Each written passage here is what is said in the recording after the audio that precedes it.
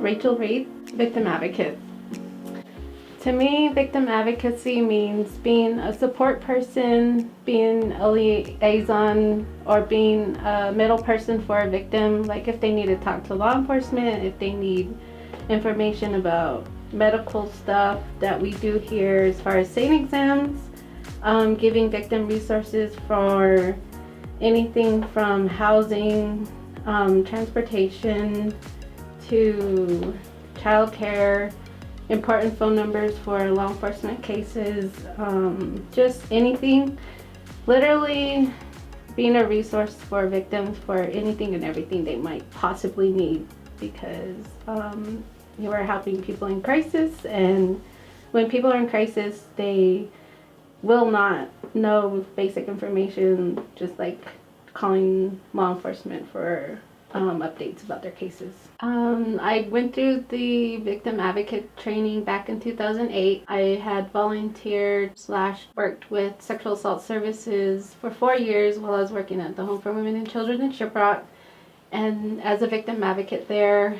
And then a position here in Farmington opened up in 2012, so I applied and was hired by SAS back in 2012. So in total, I've been with sexual assault services for 12 years.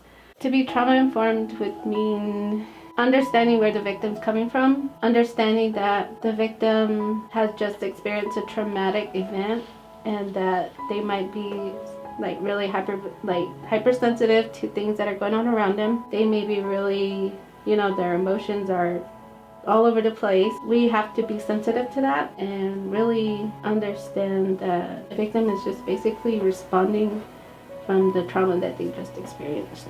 I've been to a lot of trainings with sexual assault services.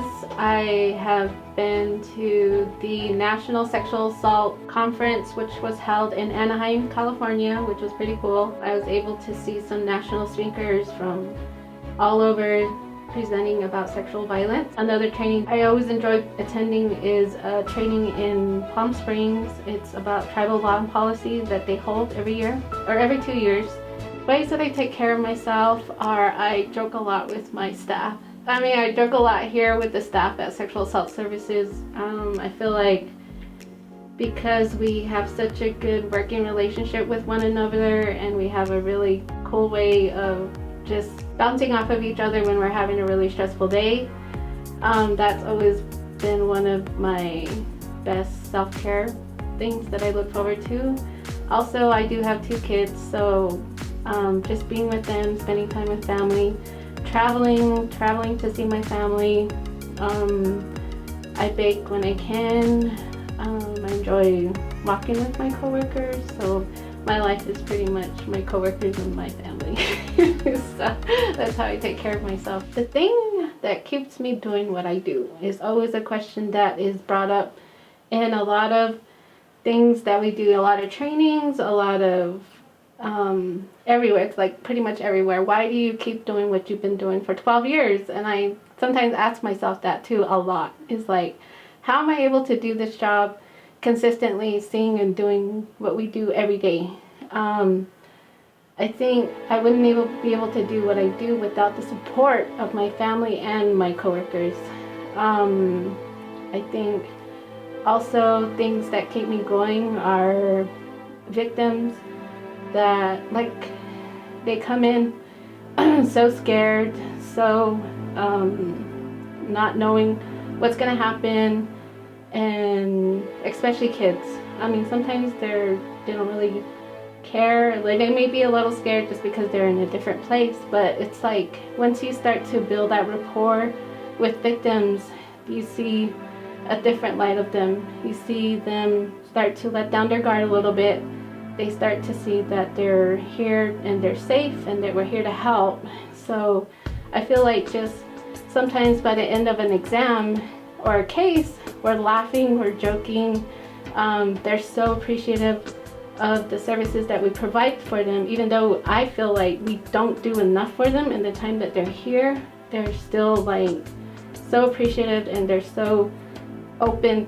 Their demeanor from the time they walk into the door to the time they leave is so different, and it's cool to see that every time we get a case. So I feel like that's what keeps me going, is knowing that even though I even though I don't feel like we're making a difference, I can see that difference.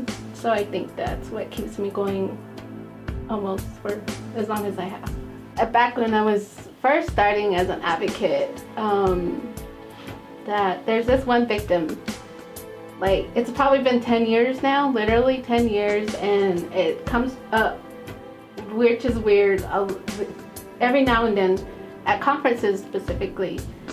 She always comes up and says, if you hadn't have been my advocate when I came through here, she's like, my life would have been different. I'm just like, stop saying stuff like that to me. She's like, because of you, I was able to move forward and keep going forward. She's like, the compassion that you get from the minute you walk in the door kind of sets the foundation for the rest of the case, because if you walk into somewhere and you don't feel welcomed, or you're getting kind of this, annoyance, you're just going to shut down, and then that's over. You're not going to feel like you're going to be helped, or you're not going to feel like even moving forward is even something to consider. But and David Adams is the prosecutor on the case, and then Sharon Vanderveer is the nurse, and she's always telling me every time, she's just always like, you made a really big difference in this girl's life. And I'm just like, that's what I say, is that I don't know that what I'm doing is making a difference, but when people say that you do, it's like, okay.